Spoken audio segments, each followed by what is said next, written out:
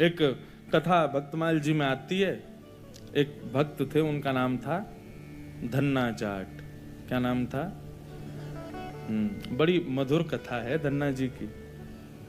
धन्ना जी की कथा ऐसे प्रारंभ होती है कि सामान्य से परिवार में धन्ना जी का जन्म हुआ। देखो, ये हरिप्रिय हैं, इनको हरि प्रिय थे, लेकिन इनकी भक्ति से फिर ऐसी स्थिति हो गई कि ये हरि को प्रिय लगने लगे। तो धन्ना जी के यहां एक संत पधारे। संत की शालिग्राम जी की सेवा। छोटे बालक जो होते हैं वो संतों को या घर में कोई भी बड़े बुजुर्ग आए या कोई भी श्रेष्ठ जन आए, वो क्या करते हैं, कैसे करते हैं, मेहमानों को देखते हैं बैठ के। तो महात्मा जी अपने ठाकुर जी की सेवा करते और धन्ना जी जाके उनके पास में बैठ जाते। पहले जल से स्नान, फिर दूध से स्नान, फिर घी से, फिर दही से, फिर शहद से, पंचामृत स्नान करा के बढ़िया इत्र लगा के ठाकुर जी को उर्द पुंड तिलक लगा करके माला तुलसी पधरा के विराजमान कर दिया। धन्ना जी को इतनी अच्छी लगी ये सेवा, रोज बैठ जाते, पूरी रात रोते, अपनी माँ से कहते मैया ये सुबह कब होगी। क्यों? वो सुबह होते ही बाबा के पास जाऊंगा, उनकी सेवा देखूंगा कैसे करते हैं। तो धन्ना जी रोज सेवा देखते, बड़े खुश होते। जैसी महात्मा का जाने का समय आया, धन्ना जी बिखर गए। कहां जा रहे हो आप? बोले बेटा अब हो गई हमारी सेवा पूरी, अब हम जा रहे हैं, फिर आएंगे कुछ साल बाद। धन्ना जी बोले तो आप चले जाओ, इनको छोड़ जाओ यहीं पे, ये ठाकुर जी यहीं रहे आए, मैं इनकी सेवा करूंगा। बाबा बोले अरे तुम छोटे बालक हो, तुमसे सेवा बनेगी नहीं बेटा, तुम जिद मत करो। धन्ना जी तो रोने लगे, बोले नहीं मैं सेवा करूंगा, मुझे तो ये चाहिए। जैसे कोई वस्तु के लिए बालक जिद करता है, ऐसे धन्ना जी ठाकुर जी के लिए जिद करने लगे। माता पिता परेशान, महात्मा अलग परेशान, क्या करें। और इतना रोवे कि महाराज पूरा घर अधर कर दिया, मोहल्ले वाले तक इकट्ठे हो गए। क्या हो गया? बोले धन्ना जी के महात्मा जी जा रहे हैं, उनके ठाकुर जी मांग रहा है धन्ना। अब किसी में ये हिम्मत भी नहीं कि महात्मा सिंह कहते हैं दे जाओ। और कोई वस्तु हो तो ये भी कह देते हैं लोग दे जाओ, चलो हम दूसरी दे देंगे। ठाकुर जी की बात है भैया, कोई अपनी सेवा कैसे दे सकता है। धन्ना जी इतने रोए, सिर पटक पटक के रोने लगे छोटे बालक। महात्मा बोले बड़ी विडंबना, ठाकुर जी रक्षा करो, क्या करें। इतने महात्मा बाहर गए और गोल गोल काले से दिखने वाला एक पत्थर उठा लाए, उसमें बढ़िया घी भी लगा करके और इत्र लगा के सुगंधित कर दिया, उर्द पुंड तिलक लगा दिया ठाकुर जी जैसा। और अपने ठाकुर जी तो नीचे एक छोटे सिंहासन पर विराजमान कर दिए और बड़े सिंहासन पर वो पत्थर लाके रख दिया और बढ़िया सजा के। धन्ना रो रहे थे, उठा के गोद में ला, देख देख देख तेरे ठाकुर जी आगे देख। धन्ना जी जैसी मंदिर में, धन्ना जी की दृष्टि तो उन्हीं के ठाकुर जी पे, जय चाहिए। महात्मा बोले लाला देख,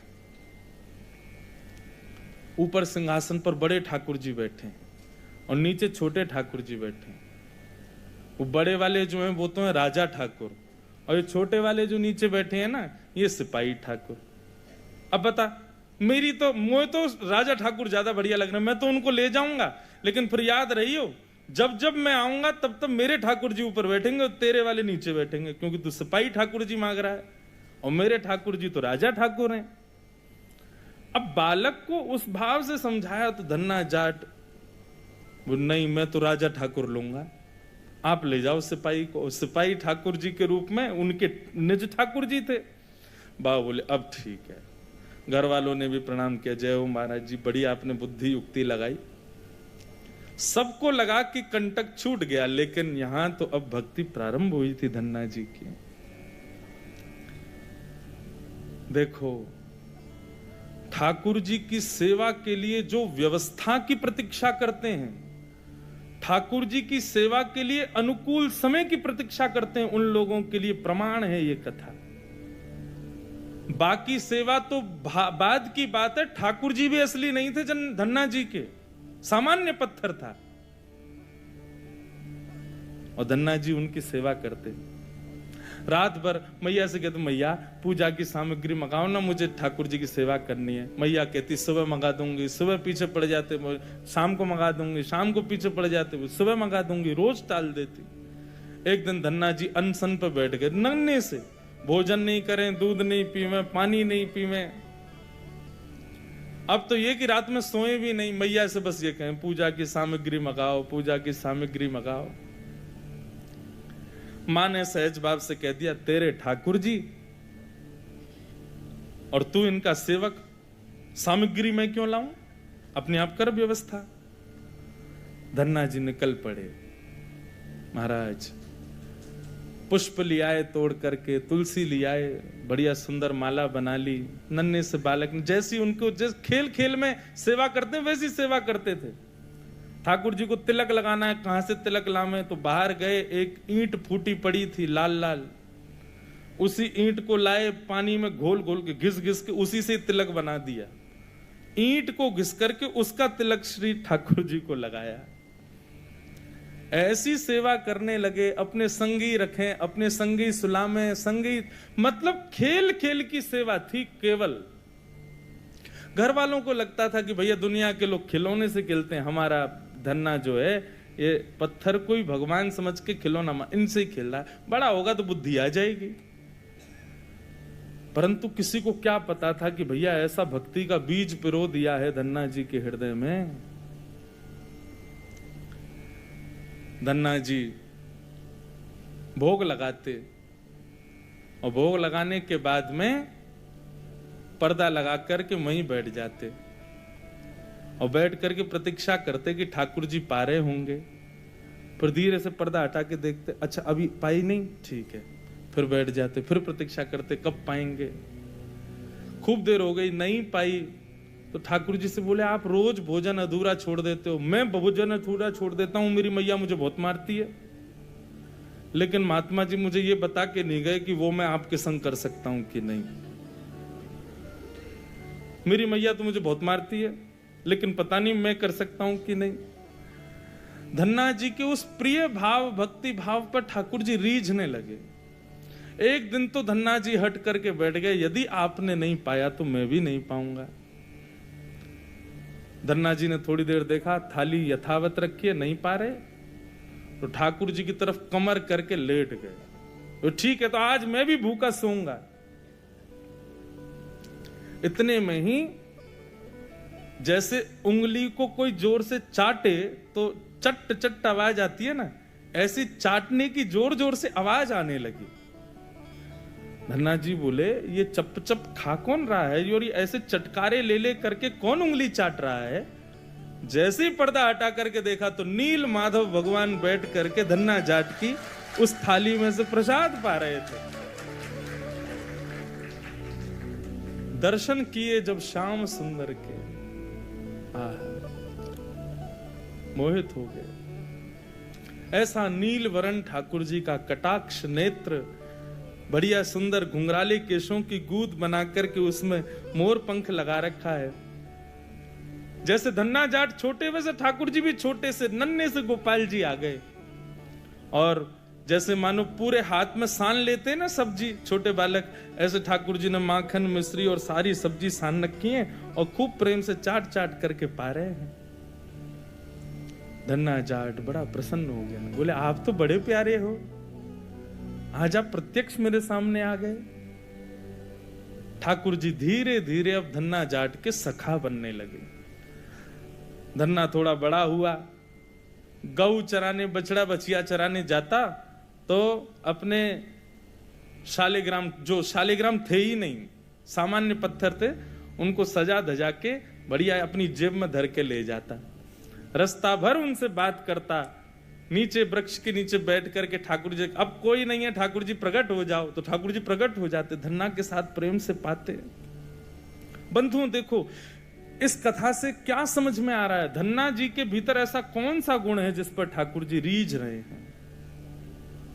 दीनता। कल हमने एक सूत्र लिया था भक्ति में, अविचार। भगवत भक्ति में विचार नहीं करना है, जो करना है सो करना है। मन में बात आ गई तो बस ठाकुर जी को प्रस्तुत होनी चाहिए। पहला सूत्र। भक्ति का दूसरा सूत्र है दीनता। जितने सीधे, जितने दैन्य, जितनी दीनता में ठाकुर जी की भक्ति में रहोगे, ठाकुर जी उतने प्रसन्न रहेंगे। जितने चतुर बनने का प्रयास करोगे ठाकुर जी के सम्मुख, उतने ही ठाकुर जी दूर भागेंगे। जितना हो सके दीन रहो। ठाकुर जी की भक्ति में किसी भी प्रकार की चतुराई नहीं होनी चाहिए। दीन। धन्ना जी उन्हीं ठाकुर जी को लेकर के चले गए। ठाकुर जी आज बोले, धन्ना तू तो मेरी बड़ी सेवा करे, पर मेरा भी मन करे कि मैं भी तेरी सेवा करूं। सब लोग इधर देखो, कथा सुनो। धन्ना जी बोले, ठाकुर जी ये उचित नहीं है। आप भगवान हो, आप एक ईश्वर तत्व हो, आपकी सेवा हम करें अच्छा लगता है, पर आप हमारी सेवा करो, ये कहां की शोभा है। ठाकुर जी बोले, नहीं धन्ना हम तो तुम्हारी सेवा करेंगे, हमें बताओ हम क्या करें। और भैया ये भक्ति, ये भक्त भगवान वाली बात थोड़ी है। यहां तो सखा हैं, आप हमारे सखा हो, हम आपके सखा। सखा तो आपस में मिल बांट के सब काम करें। बता भैया धन्ना हम क्या करें। धन्ना जाट बोले, तो फिर एक काम करो, आप हमारी गैया चराओ। ठाकुर जी बोले, ये तो हमारे जन्म जन्म को काम है, ये तो हम बड़ी निपुणता से करेंगे। और बंधुओं यही होता, धन्ना जाट अपने घर से गैया लेके जाता और वन में जाकर के ठाकुर जी को जैसे ही बाहर पधराता, इतने में वृक्ष के पीछे से ठाकुर जी आ जाते और ठाकुर जी के, धन्ना अब तू जाके आराम कर, हम गैया चरा देंगे। और सारी गैया ठाकुर जी चराते। शाम का समय जब होता तब धन्ना जी जाते और जाके ठाकुर जी को दोबारा अपनी जेब में रख के गैया लेके आ जाते। एक दिन वो महात्मा आ गए जो धन्ना जी को वो पत्थर दे के गए थे। जैसे ही घर पे आए तो धन्ना जी लेटे थे। महात्मा आके बोले, और बताओ भाई धन्ना सब ठीक? अरे गुरुजी आए, गुरुजी जय हो, गुरुजी प्रणाम आपके चरणों में। और बताओ वो कहाँ हैं तुम्हारे राजा भगवान? बोले, भगवान तो गैया चरावे गए हैं अभी। ये समय तो गैया चराने का है ना, गैया चरावे जामे वो रोज। महात्मा बोले, देखो कुछ भी बोलता है, ये अभी बालक ही है, छोटा ही है अभी। माता पिता ही बोले, कहां बताएं, ऐसी या की सोच है, गैया ने छोड़ आवे, पता ना कहां शाम को ले आवे उन्हें। अरे गुरुजी ये लोग मानते नहीं है मेरी बात। भाई सब लोग विराजमान हो जाओ बस, हाँ बैठ जाओ। क्या बता रहा था मैं? हैं? हाँ गैया चरावे जावे। गुरुजी बोले, तो फिर वो शिला कहां है जो हमने तुमको दी थी? बोले, उन्हीं की तो कह रहा हूं गुरुजी, वो गैया चराने गए। गुरुजी बोले, ये तो कुछ भी कह रहा है। नहीं नहीं गुरुजी आप विराजो, मैं आपको एक एक बात बताऊं। और उसने सारी बातें बताई, ठाकुर जी कैसे चटकारे लेके भोजन करते हैं, क्या क्या उससे बातें करते हैं, कैसे उसके संग खेलते हैं, कैसे उसकी पिद्दी पे चढ़ जाते हैं, वो ठाकुर जी की पिद्दी पे चढ़ जाता है। ऐसा मधुर भाव वो प्रस्तुत करे और गुरुजी बैठ के सुनते जाएं। बोले कि इतनी बड़ी बड़ी बातें झूठ में तो नहीं बोल सकता। बोले, गुरुजी मुझे पता है, माता पिता की तरह आप भी मुझ पे भरोसा नहीं कर रहे हो, आपको नहीं विश्वास, चलो मैं दिखाऊं आपको। अभी मेरे ठाकुर जी गैया चरा रहे हैं। गुरुजी को लेकर के वन में गया तो वन में गैयाएं चर रही थी। बोले, कहां है तेरे ठाकुर जी? अरे देखो वो दोहरी गैया के पीछे पीछे हाँक रहे हैं, वाकू पीछे पीछे चल रहे हैं वाक्य, देखो ठाकुर जी दिख तो रहे। गुरुजी बोले, हमको नहीं दिख रहे। धन्ना जी दौड़ के ठाकुर जी के पास गए। बोले, मेरे गुरुजी आए हैं, उनको दिख जाओ। भगवान बोले, उनको नहीं दिखेंगे हम बस तुमको ही दिखेंगे, तुम्हारे सखा हैं, तुमको दिखेंगे, सबको थोड़ी दिखेंगे। अरे भैया ऐसा मत करो। क्यों? बोले, आपको और मोको एक दूसरे से मिलवावे वाले तो गुरुजी हैं। गुरुजी यदि मुझको नहीं देके जाते आपको, तो आप मुझे कैसे मिलते? मेरे गुरुदेव हैं, इन्होंने ही तो मुझको दिया था आपको। ठाकुर जी रीझ गए, पुनः पुनः धन्ना को हृदय से लगाए। इसकी भक्ति, ऐसा भाव। इतने में ही नील माधव नीलमणि ठाकुर जी प्रकट हो गए। और जैसे ही प्रकट हुए, दूर खड़े गुरुदेव के एक एक रोम बिलखने लगा, रोने लगे और धन्ना के चरणों में प्रणाम किया। बोले हम सच्चे शालिग्राम से प्रकट नहीं कर पाए, तूने सामान्य पत्थर से प्रकट कर दिया ठाकुर जी को। हम अष्टयाम सेवा से प्रकट नहीं कर पाए और तूने सामान्य पत्थर घिस घिस के तिलक लगा के प्रकट कर दिया ठाकुर जी को। हम 56 भोग पधरा करके ठाकुर जी को प्रकट नहीं कर पाए, तू बेसर की रोटी खवा के ठाकुर जी को चटकारे दिलवाता है।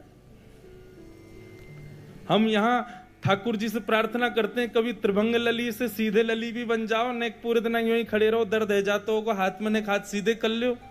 तू ठाकुर जी से गैया चरवा रहा है अपनी। धन्य है धन्ना तेरी भक्ति को। बंधुओं, ठाकुर जी को ऐसे प्रिय भाव अच्छे लगते हैं। आप नियम कितने करते हो, आप साधना कितनी करते हो, आप जप कितने करते हो, आप व्रत कितने करते हो, ये विशेष बात नहीं है, पर 10 मिनट भी ठाकुर जी के सन्मुख बैठते हो, किस भाव से बैठते हो, वो भाव प्रिय है। ठाकुर जी भाव का सेवन करते हैं। इतनी कथाएं सुनने के बाद भी, वृंदावन जाने के बाद भी, ऐसे संकीर्तन करने के बाद भी, तिलक लगाने के बाद भी यदि भाव प्रकट नहीं हुए तो कैसी भक्ति हमारी।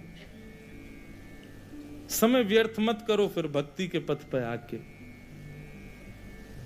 अनुभूति हो, ठाकुर जी के ऐसे भाव प्रकट हो, तब हमारी भक्ति श्रेष्ठ है, तब हमारा तिलक लगाना श्रेष्ठ, हमारा एकादशी व्रत रखना श्रेष्ठ, हमारा गुरु मंत्र का जाप करना श्रेष्ठ। केवल नियम तक सीमित मत रहिए कि बस हमको नियम पूर्ण करना है, अपना हो गया काम, बस माला जपी छोड़े चल दिए काम को। नहीं,